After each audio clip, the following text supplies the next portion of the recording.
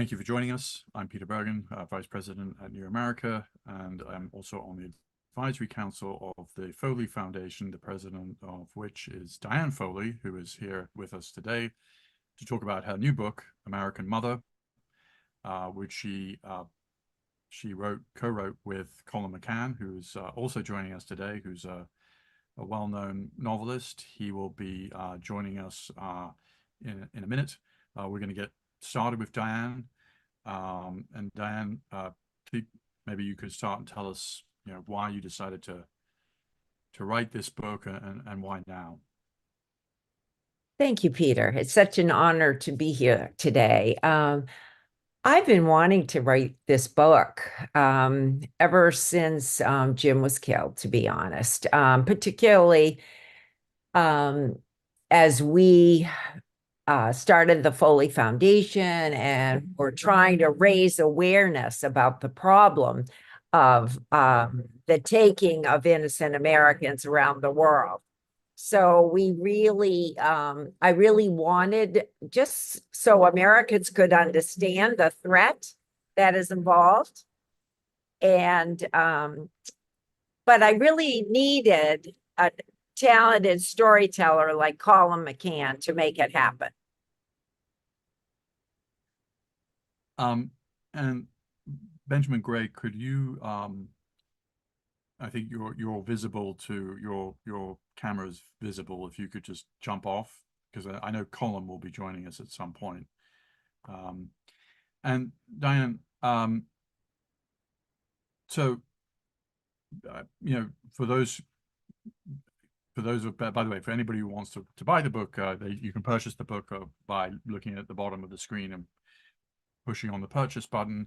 And for anybody who wants to ask Diane or Colin McCann a question, the Slido box will have the ability to take your questions, and then I'll moderate those questions. So, Diane, where do you begin the book, and what's the progress of the book as you write it?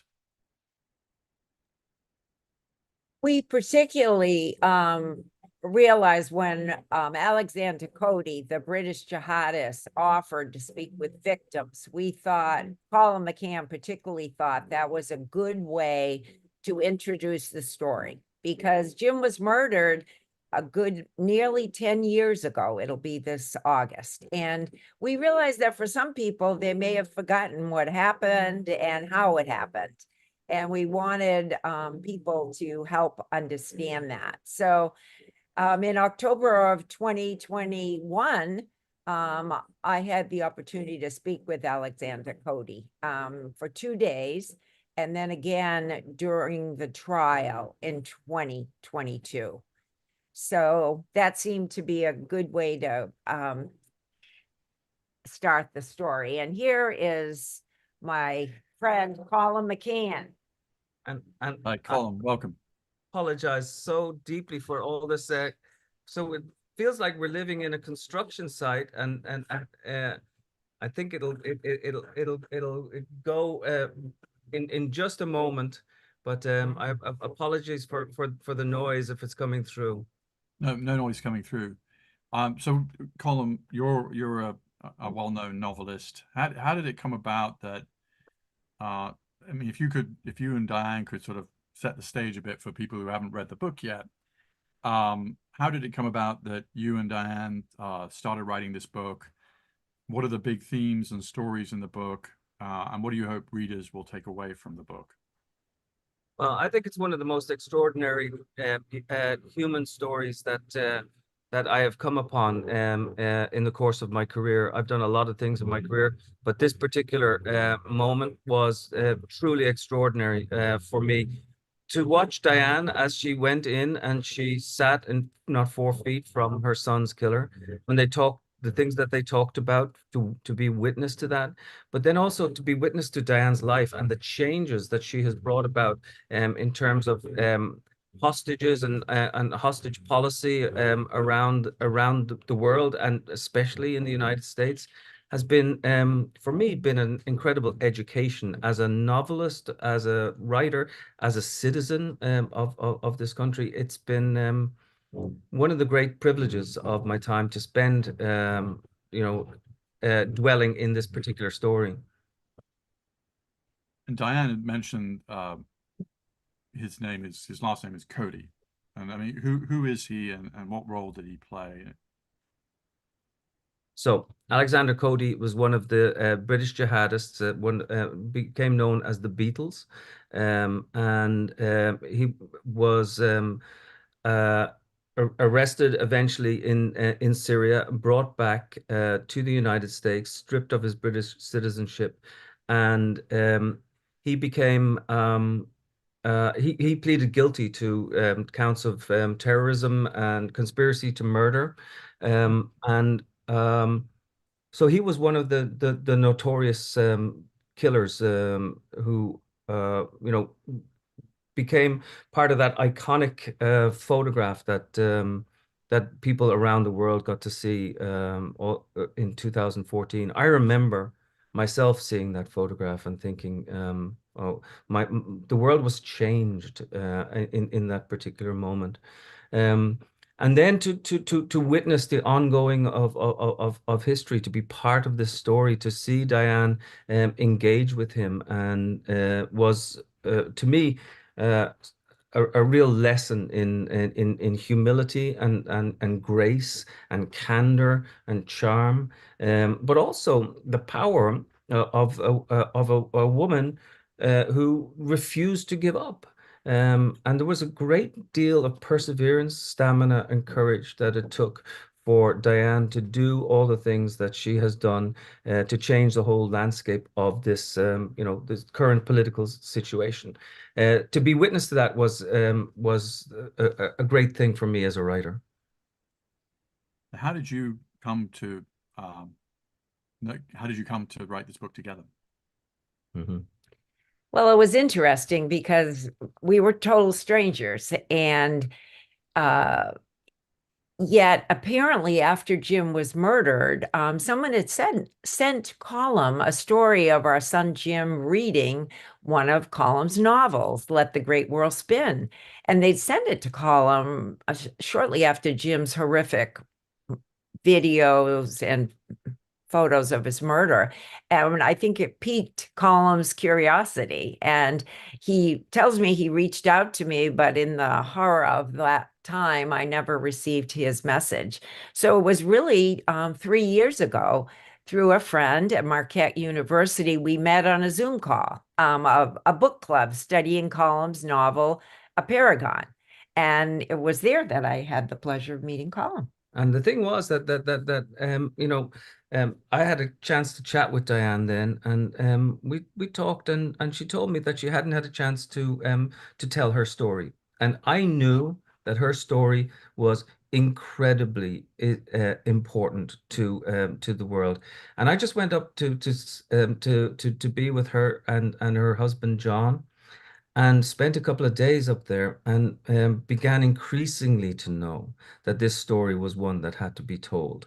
And originally I was just going to try to be a kind of story whisperer, so that she would do it herself. And then increasingly, I began to see that both of us together as a team could bring this book, into life. And so it's framed in the third person with the meetings with Alexander Cody. When we go down to Virginia together, it's bookended by these meetings. But then in the middle, Diane tells her story, and she tells it with such honesty and grace. I think it's really extraordinary.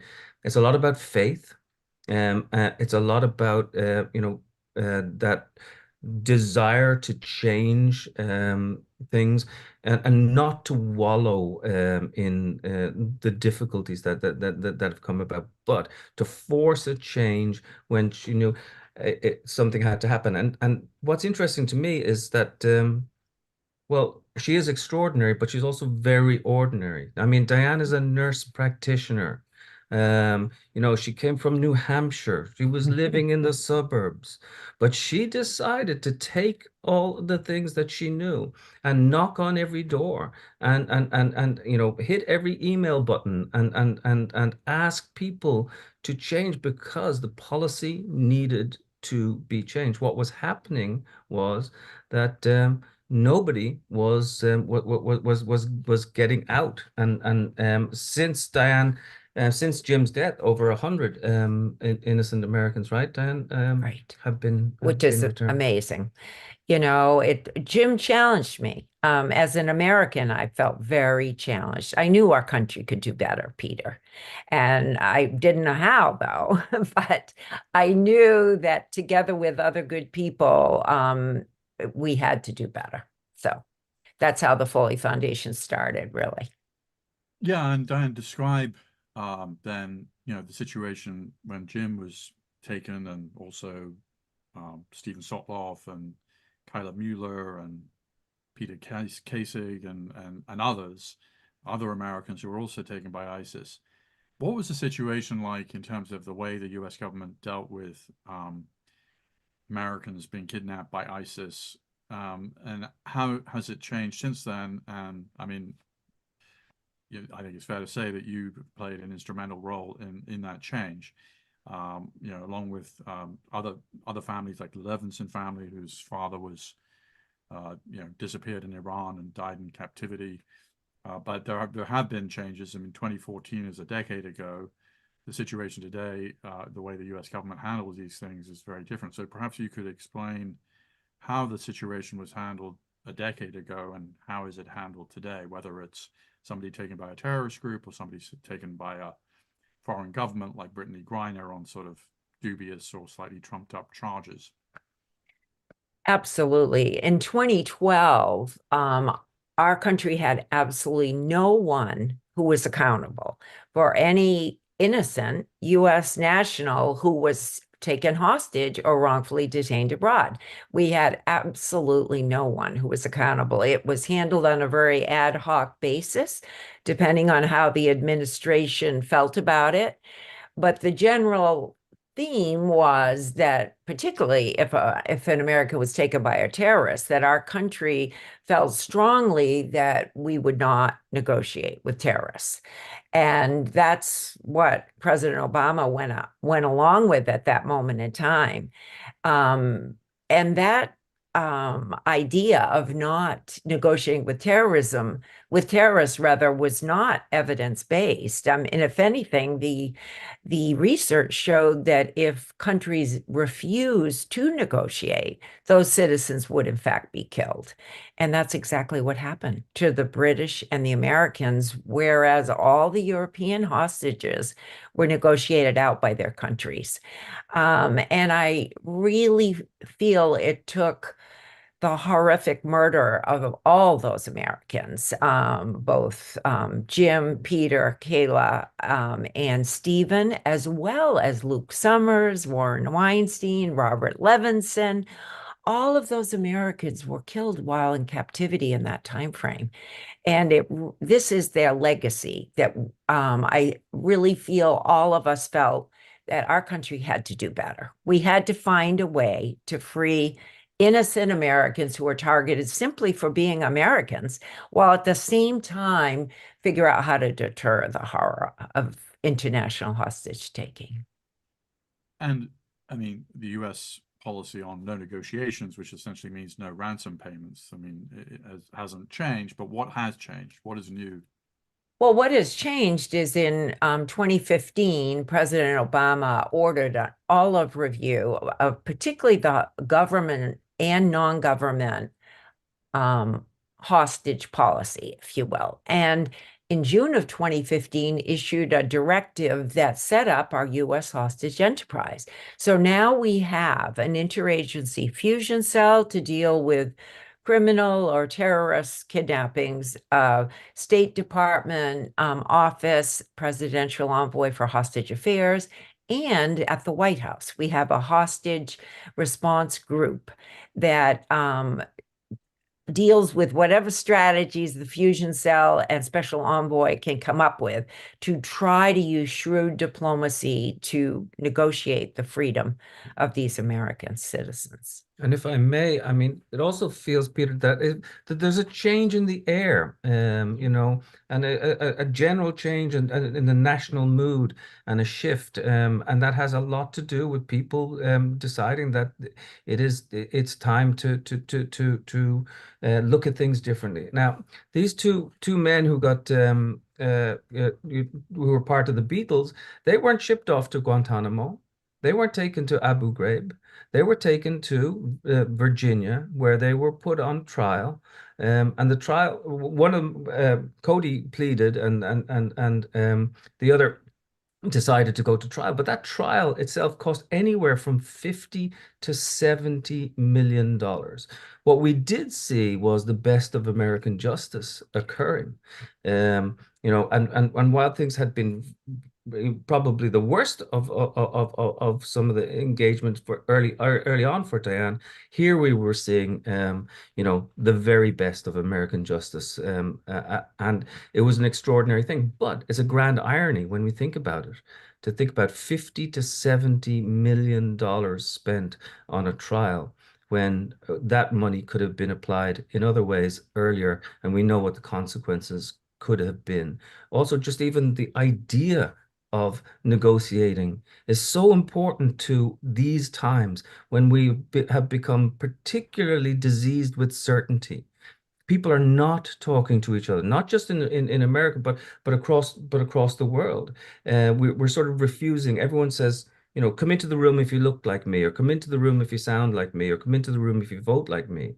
But what Diane was doing and has been doing, and especially apparent when she went to see Cody, was she was saying, no, hold on a moment. We need to understand one another. One of the things that we must do is we must take that leap away from the narrow channels of certainty, and start to try to understand one another. Because if we don't, we're going to be doomed to repeat this over and over and over again. And that's why I'm in awe of what she has managed to do and continues to do, and because the landscape is continuing to change in very, very dark times. Yeah, and Diane, just to be clear, so Cody, who was this member of ISIS who was involved in the murder of your son, there's a phrase in French, tout comprendre, c'est tout comprendre, c'est tout pardonner, meaning if you understand everything, you can forgive everything. But I don't think that you forgave Cody. That was not the intention of your meeting with him. What was the intention? Well, the intention was to have some better understanding. Jim would have wanted to meet him. There's no question in my mind that Jim would have not wanted me to be afraid and would have wanted me to hear him out and hear his perspective. Why did Cody and the others have such hatred for us that they really looked at all the American hostages as the epitome of evil, literally? And but by the same token, I wanted him to know who Jim was, and that to point out to him that Jim and the others were non-combatants. So I really felt the exchange was very important, and I was very grateful. He expressed a lot of remorse, and it was very sad. It was just very sad. That's what hatred begets. Everybody loses. Everybody suffers. And it was just very sad, Peter. Did you come away with any additional understanding of this guy, or? Oh, sure. I mean, Alexander's the age of one of our sons. And it was just, I had really prayed for the grace to see him as a person, and I was able to, thanks to God's help and the fact that he was the same age as one of our sons.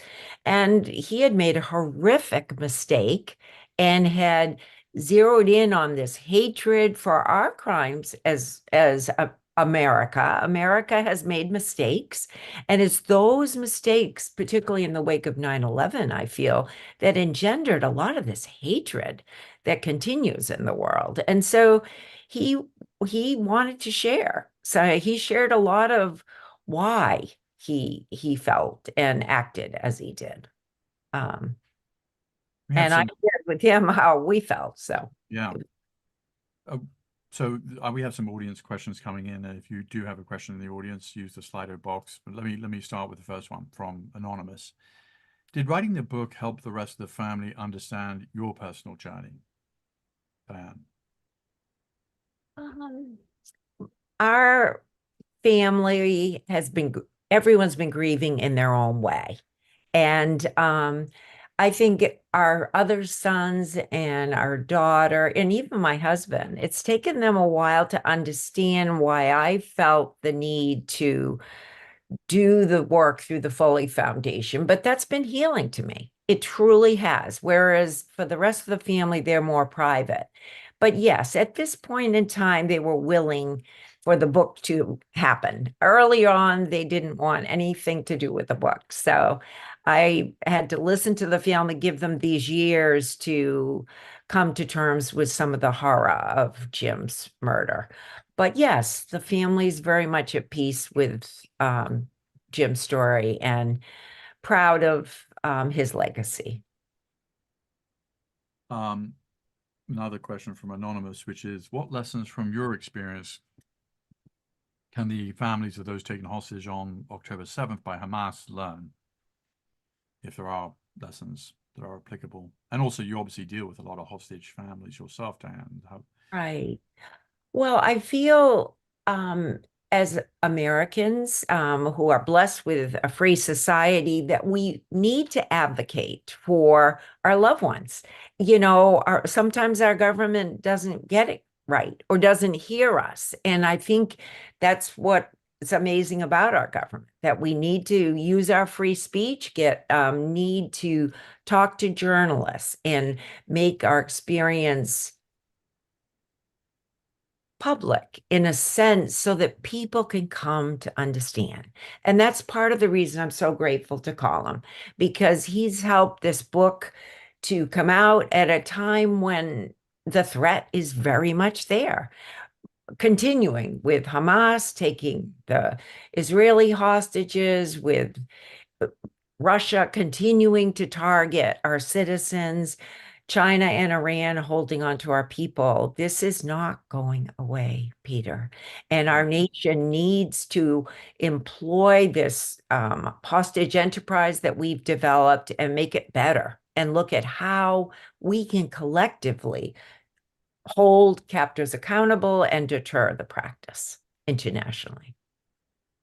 Well, deterrence is a very interesting because obviously two ISIS members who were involved in the murder of your son were held to account, but actually that's pretty rare in my sort of Very rare, very rare. And that's why I was disappointed that our media here in the United States did not let the public realize how important that trial was. Yes, it was expensive, but the accountability was hugely important. And during the trial, media from the UK and Europe was, spent 2 weeks with us in Virginia. But to be honest, the US trial was missing.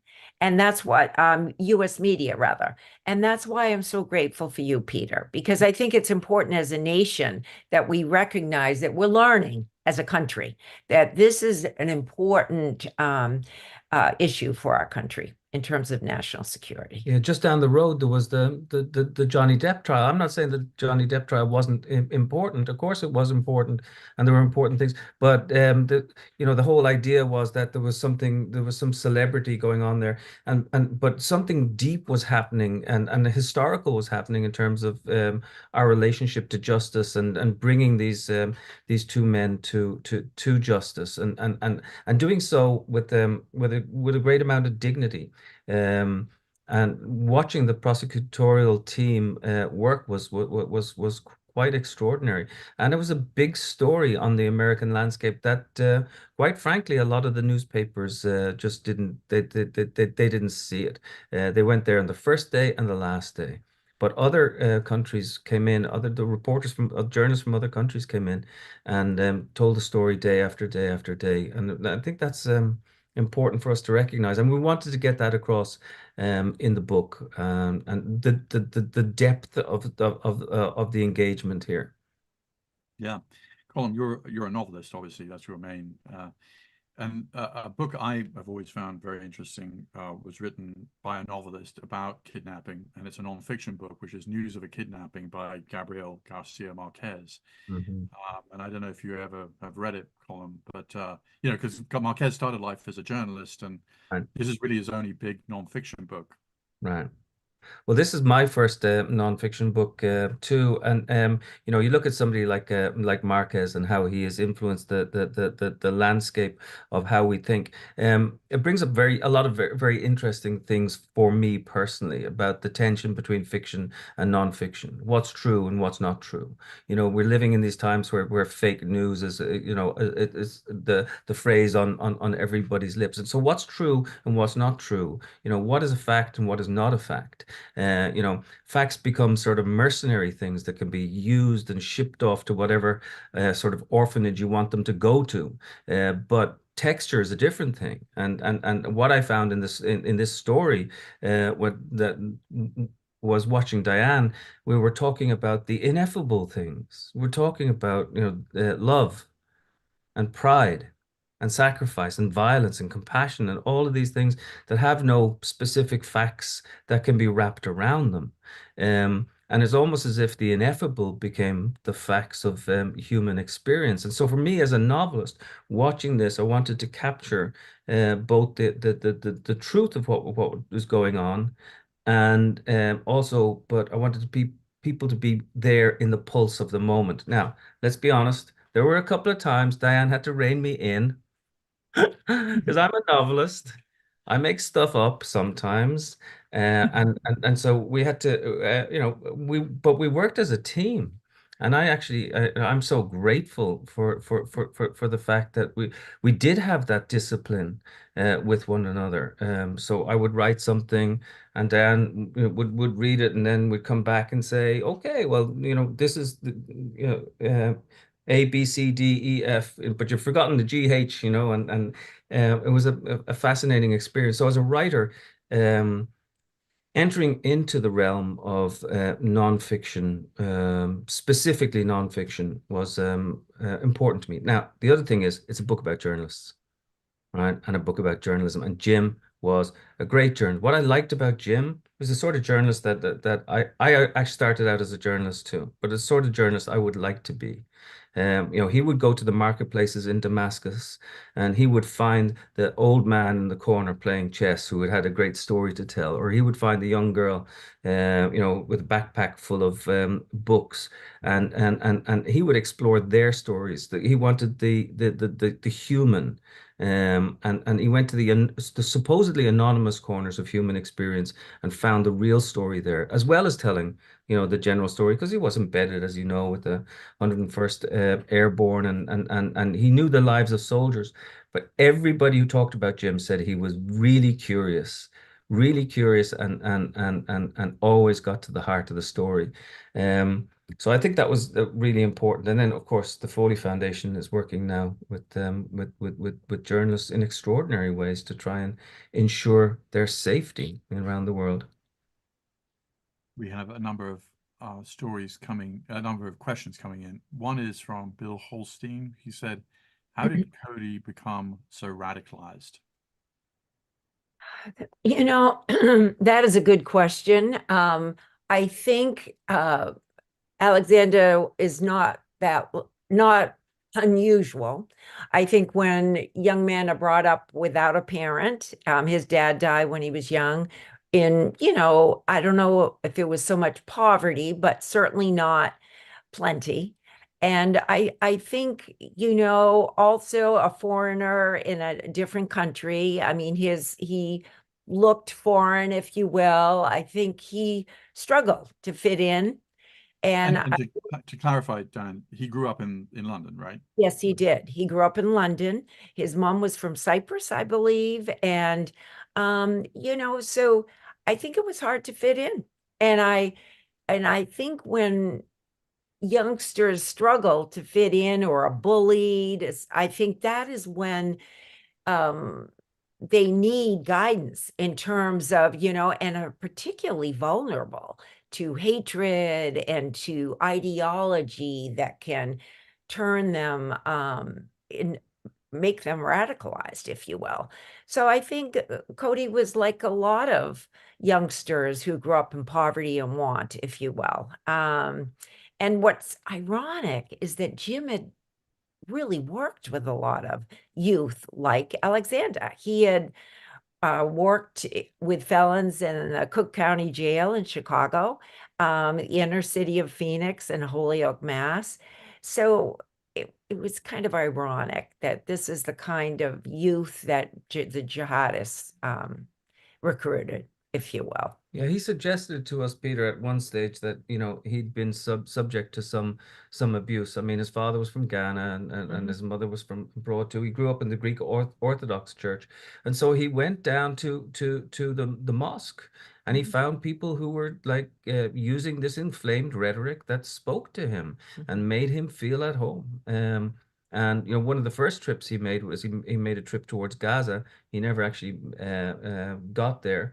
But his you know, his whole ethos was framed around what was happening at the in the local mosque. And like a lot of young men, he found some sort of meaning there, and that meaning was perverted into you know, violence and violent engagement. And I think, you know, he's sitting in prison now. He's there 23.5 hours of every day in, you know, maximum security, thinking about these things. And you know,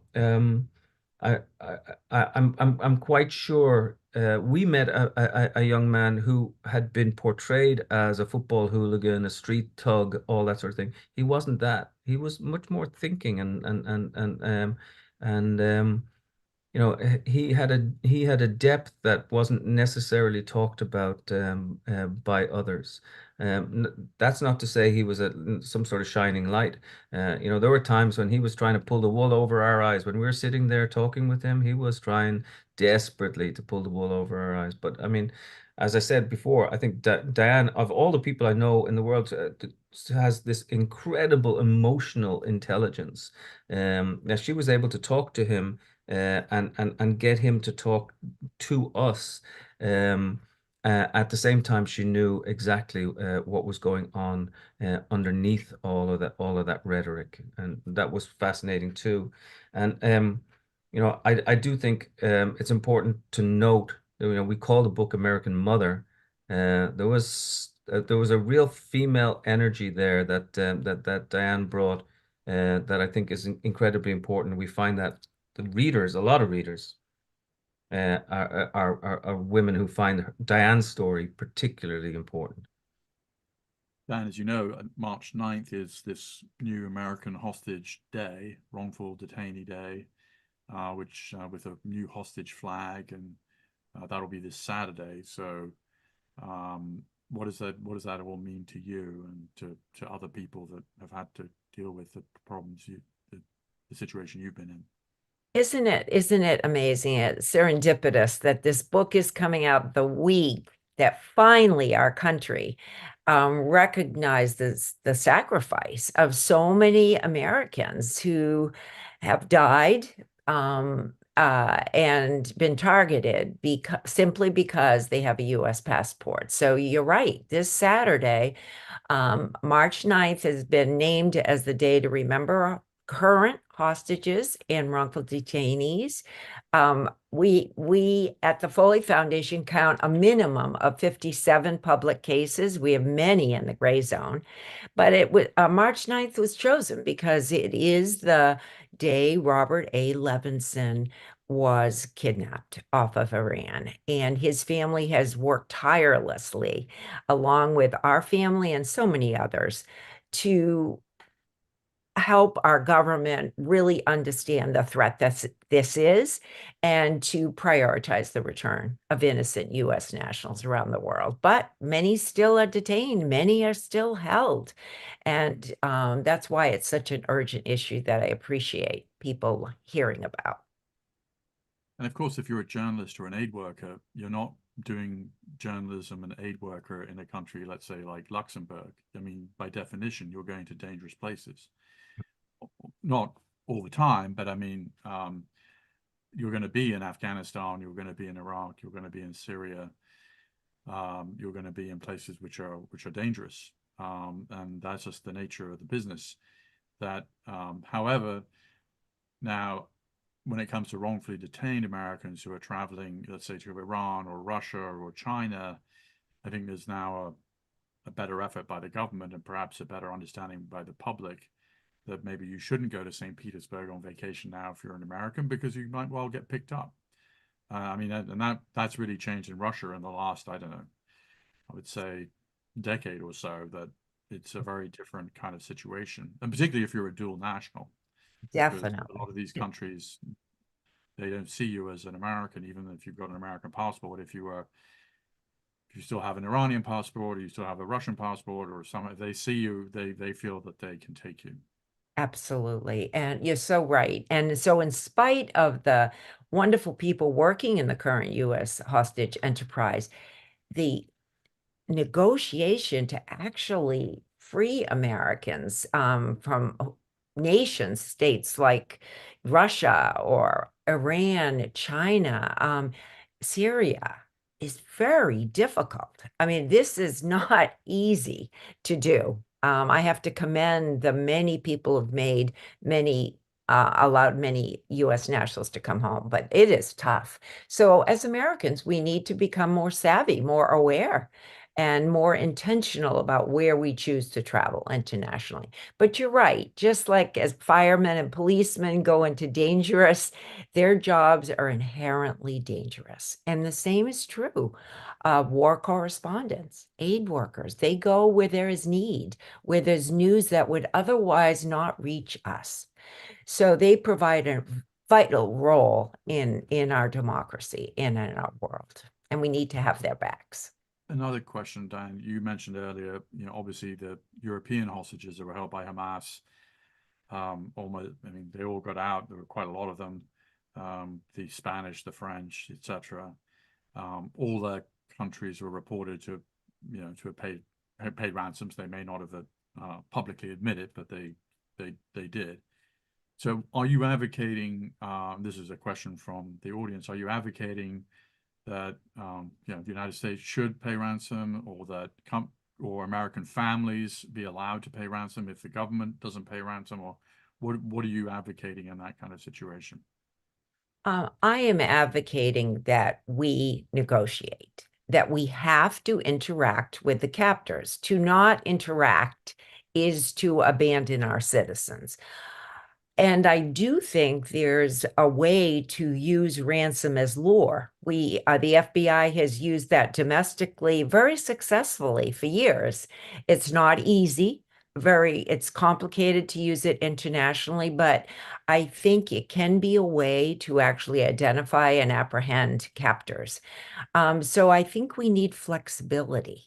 And I think we need to have the backs of the family who want to find some way to free their loved ones. And so our current strictness of our policy, to me, gets in the way of negotiation. I know several cases that have been prolonged because we didn't have the flexibility to work with families and use ransom as lure as a possible means of negotiation.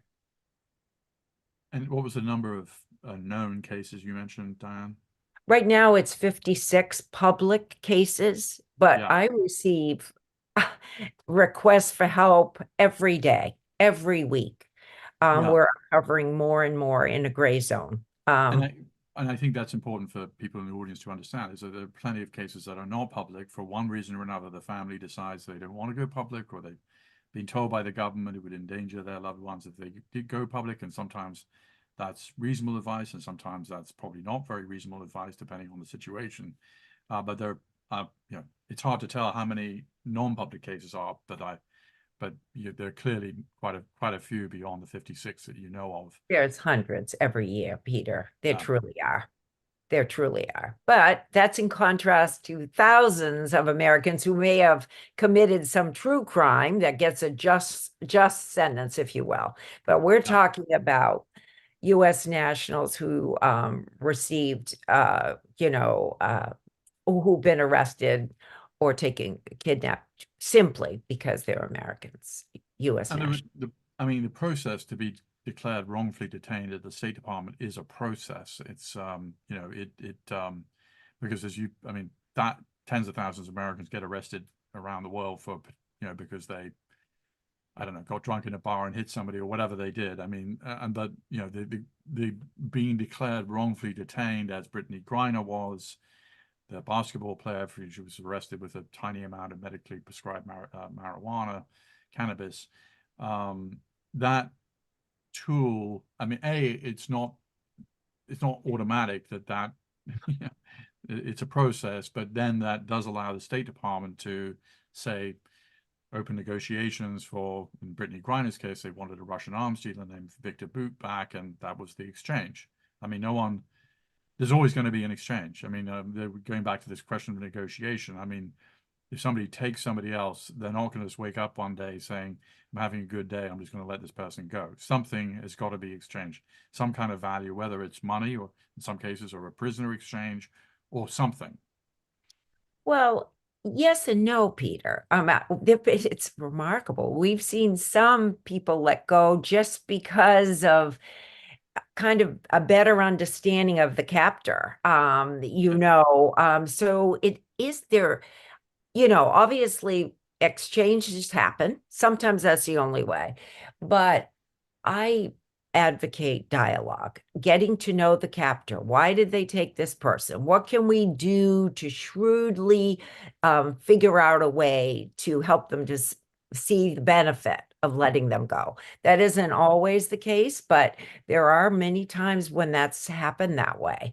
So it gets down to negotiation, and the process for wrongful detention still is very difficult, Peter. It's not easy because captors often want to plant evidence or the alleged crimes they want to. So it's not easy to ascertain the truth, to be honest. It's very difficult. U.S. Consular and the Special Envoy Office work on this daily, but it's very hard for families because the process is often opaque. So the Foley Foundation, is working hard with our government to try to make it as fair as possible. Sometimes it seems like if you're more of a celebrity or better known, the process is much quicker than it is if you're an unknown, situations like that. So the Foley Foundation works on trying to make it as equitable and as transparent as possible, but we still have a ways to go, Peter. It's not an easy process by any means.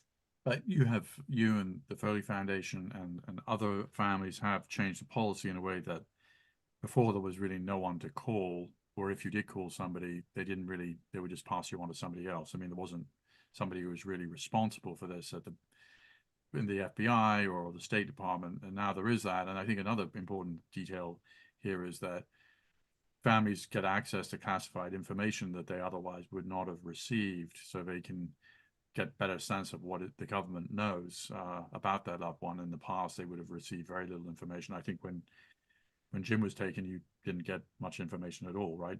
Nothing. But we still have a ways to go, Peter. If you talk to some of the families, I mean, it's hard. Change, it happens slowly. But I'm so grateful for the folks working on the hostage enterprise. I'm grateful for the leadership. President Biden and President Trump, they both prioritize the return of U.S. nationals. And I just pray that it can stay a nonpartisan issue, that we have the backs of other U.S. nationals in this situation. I have some more questions coming in. So from Noel Koch, is there any current information on the status of Austin Tice, who's an American journalist, former veteran who disappeared in Syria? But is there? Well, I'm not really at liberty to say, but I know the family feels he's very much alive. And we're talking about a relentless captor who, in President Assad, who doesn't even acknowledge that he is holding U.S. nationals, when in fact we know he is. We know as a country he is. But he's an example of someone incredibly difficult to figure out how to negotiate with. Yeah. So I know the family is doing everything they possibly can, and we pray that Austin can survive this horrific ordeal. But these are the cases. I mean, Austin's, we have Mark Sweetan in China, more than 12 long years held in China. We have many people held for long. We have a person held in the UAE more than 15 years now, Zach Shahid. So these are cases that are hugely problematic that our countries is working on, and we as a foundation continually advocate for attention for these complicated cases. From Anonymous, what's been the response to the book from the people who've read it? What's been the most surprising response? Well, it's actually gone very well. So we published it first in France, and it went straight into the bestseller list, which was very gratifying. The same happened in Ireland. I have found that it's particularly touched women readers. My sister, who she's a good reader, strong reader, but she's read this book now 4 times over. She got a chance to meet Diane in Dublin. Um, she's amazed by the power of the human part of the story. How somebody can continue to have the strength to do this sort of thing. I think also people who are touched by the faith that is on display. I think it's a very important thing to talk about. I think I saw Diane's faith in extraordinary ways. Just even in that very first day when we met with Cody, and there was a sense that and Diane will speak to this better than I could, but that there was a sense that the Holy Spirit was coming along and saying, you can be guided in certain ways. For me personally, I often felt I got close to Jim. I got very close to Jim. I never met him, but I had that photograph where, he was reading "Let the Great World Spin," and I've become closer and closer to him as time goes along. And sometimes I feel like he's, he's sitting right here on my shoulder having a word with me, saying, "Make sure you look after Diane now, and make sure that this story gets out into the world," because he would be proud of the fact that his mom has told this story and with such courage, and also, done it with such dignity as well. So that was been one of the things about how the book has been received. Is we're over here we're using a small non-profit publisher, Etruscan. I think that's important, and part of the proceeds will go towards the Foley Foundation. And so the more people who can spread the word about this book, the better off we're all going to be. I've been surprised. Oh, go ahead. No, go I was ahead. going to ask Colin, are you Catholic, Colin? Yeah, I was raised Catholic. Let's put it like that. My father would make the he would say that I wasn't just a lapsed Catholic, but when I was a teenager, I became a collapsed Catholic. Um, but yeah, no, and actually I have to say that my faith has deepened over the course of the time working on this particular story. Also watching Diane and the way that she operates. I have a deeply human instinct towards storytelling and looking at others. But I think there is a strong faith element to this book that still surprises me, to be honest with you. I'm surprised by the interest in Europe. I was overwhelmed by the interest, and it just speaks to our need to work together as Western nations to me. The folks in France and the UK and Ireland, and Amsterdam, actually very interested in our story and looking to our country to lead the way in some ways and learn from them and others as to how to navigate the complexity of this issue.